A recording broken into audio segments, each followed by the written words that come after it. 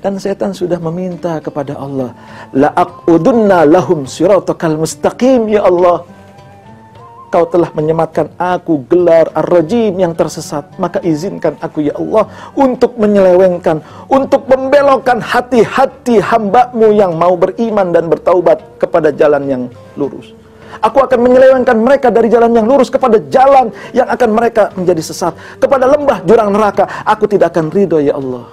Maka Ibnu Jarir At-Tabari mengatakan, jalan itu adalah jalan kemaksiatan. Jalan itu adalah jalan kembali kepada dosa-dosa dari manusia. Kita berhijrah bagus, tapi kita harus menjaga hijrah kita. Kita bertaubat bagus, kita harus bertaubat dengan menjaga taubat kita.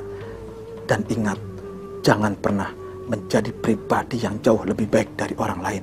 Jangan karena taubat kita lalu kita menyalahkan orang lain yang belum taubat. Jangan sampai kita ketika kita hijrah kita menyalahkan orang-orang lain yang belum berhijrah. Ajak mereka, bukan menyalahkan. Berikan mereka jalan taubat.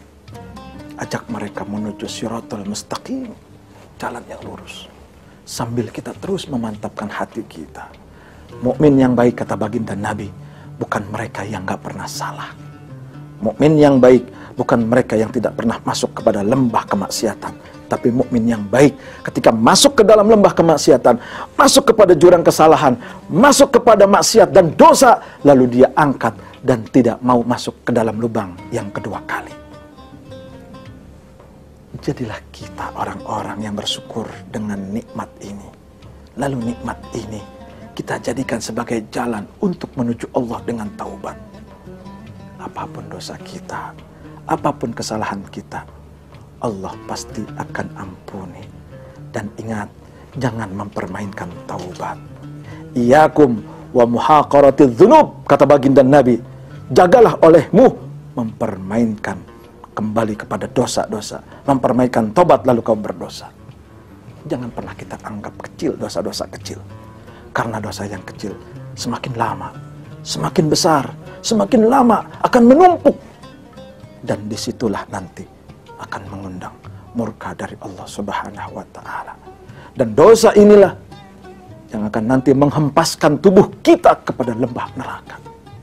Bayangkan gambaran neraka karena dosa-dosa kita. Neraka yang paling rendah, neraka yang paling ringan, neraka yang paling kecil, neraka yang paling sempit. Baginda Nabi mencontohkan ketika kita memakai sendal dari neraka. Ini neraka yang paling rendah.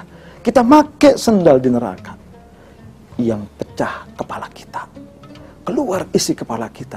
Padahal yang nginjek kaki bagian paling bawah dari tubuh kita. Tetapi yang meledak, yang pecah, yang keluar isinya adalah bagian yang paling atas. Apa artinya? Dosa yang kita lakukan sekecil apapun akan meluluh lantahkan tubuh kita, akan menghancurkan badan kita. Sekarang tidak akan terasa. Sekarang kita belum merasakan. Sekarang mungkin kita hanya menganggap itu ilusi. Bahkan berapa banyak orang yang berani menentang Allah. Ngapain puasa, ngapain sholat, gua nggak puasa, gua nggak sholat, tapi bisa dapat rezeki. Saya nggak sholat, saya nggak puasa, Allah belum siksa saya. Belum kerasa di dunia, belum. Nanti di akhirat azab al-jahannam, akan mendapatkan azab yang sungguh pedih dari neraka jahanam. Bayangkan yang paling rendahnya saja kita nginjek sendal yang pecah kepala. Bayangkan saja yang paling bawah anggota tubuh kita, neraka yang paling kecil, kita injek sendalnya, kepala kita keluar semua isinya. Apalagi nanti tubuh kita akan diremukkan. Orang-orang yang tidak pernah melakukan sholat akan dimakan oleh binatang seperti ular yang bernama sakor. Apalagi mohon maaf, yang ketika lisan orang-orang yang selalu gibah dan tidak mau bertaubat akan digunting oleh Allah. Mulut-mulut yang memakan harta orang lain, mulut-mulut yang memakan dari harta yang haram, mulut-mulut yang memakan dari harta yang tidak hak, maka akan dimasukkan ma fi butunihi nar. Perutnya isinya neraka. Bayangkan, kita sakit mah aja sungguh luar biasa sakitnya. Perut kita panas, kita sudah merasakan tidak enak dan tidak nyaman. Apalagi nanti kita bawa-bawa itu api di dalam neraka. Tubuh kita hancur, dijadikan lagi. Nadijat juluduhum fabaddalnahum juludan akhar. Kulit-kulit nanti akan dibakar, akan dihancurkan, diganti lagi, hancur, diganti lagi, dihancurkan, diganti lagi. Istimror, terus-menerus seperti itu. Apakah kita tidak takut? Maka yuk, kita lantunkan istighfar. Kita memohon ampun. Kita bersujud, ya Allah, maafkan dosa-dosaku yang masa lalu.